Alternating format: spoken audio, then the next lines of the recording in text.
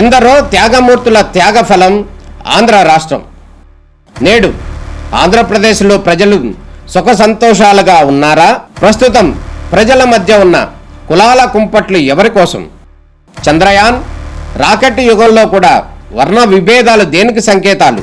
రాజకీయ పార్టీల నేతలు ఏం చెప్తున్నారు?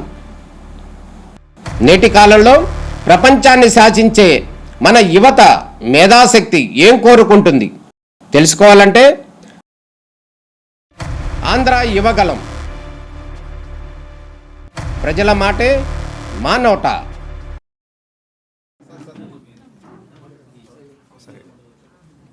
అందరికీ నమస్కారం.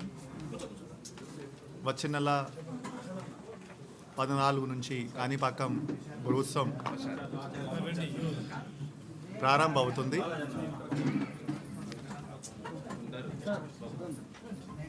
సో వ్యవస్థ సరిగా ఉండాలి, భక్తుల కోసం సరిగా అన్ని ఏర్పాటు ఉండాలి. ఆ పని కోసం ఈరోజు ఎమ్మెల్యే గారి ద్వారా, జిల్లా ఎస్పీ ద్వారా, టెంపుల్ ట్రస్ట్ చైర్మన్ మరియు మెంబర్స్ ద్వారా వివిధ డిపార్ట్మెంట్స్కి సూచన సలహా ఇవ్వడం జరిగింది. మనమందరూ కలిసి చర్చ చేశాము. గత సంవత్సరం ఏం చేశాము, గత సంవత్సరం చేసిన ఏర్పాట్లో ఏమేమి గ్యాప్స్ ఉన్నాయి, అవి ఎట్లా ఇంప్రూవ్ చేసుకోవచ్చు, అరేంజ్మెంట్స్ ఎట్లా పెంచుకోవచ్చు, ఎమర్జెన్సీ అరేంజ్మెంట్స్ ఏమి ఉండాలి, ఎలక్ట్రిసిటీ డిపార్ట్మెంట్ ఏం చేయాలి, పంచాయతీరాజ్ ఏం చేయాలి, R&B ఏం చేయాలి, రకరకాలుగా చర్చ చేయడం జరిగింది. చర్చ చేసినప్పుడు ఫ్యూచర్ కోసం వచ్చే 10 సంవత్సరాల వరకు కూడా ఇప్పటి నుంచి కొన్ని ఏర్పాటు చేయగలిగితే, అంటే ఒక ఫైర్ టెండర్ కొనడం, స్ట్రీట్ లైట్స్ పెట్టడం, కొన్ని డ్రింకింగ్ వాటర్ కోసం పర్మనెంట్గా 5-6 చోట వాటర్ కూలర్ పెట్టడం, CCTV కెమెరా కొనడం, సో చాలా చర్చ చేయడం జరిగింది. సో ఈ సందర్భంగా 3 మీటింగ్స్ ఉంటాయి. ఈరోజు ఫస్ట్ మీటింగ్ చేయడం జరిగింది.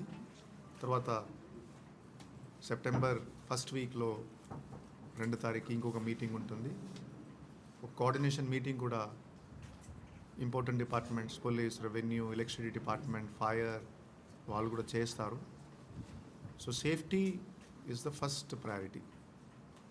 భక్తులకి సేఫ్టీ ఉండాలి, ప్లస్ క్యూ లైన్ సరిగా మేనేజ్ అవ్వాలి, స్టాంపీడ్ లేకుండా, ఏం జరగకుండా, ఏం చిన్న ఇబ్బంది లేకుండా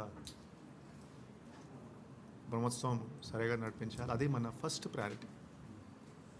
సేఫ్టీ తర్వాత భక్తులకి సరైన అరేంజ్మెంట్స్ ఏర్పాటు చేయడం, వాళ్ళకి మౌలిక సదుపాయం, ఫెసిలిటీస్ ఇవ్వడం, అది మన సెకండ్ ప్రయారిటీ.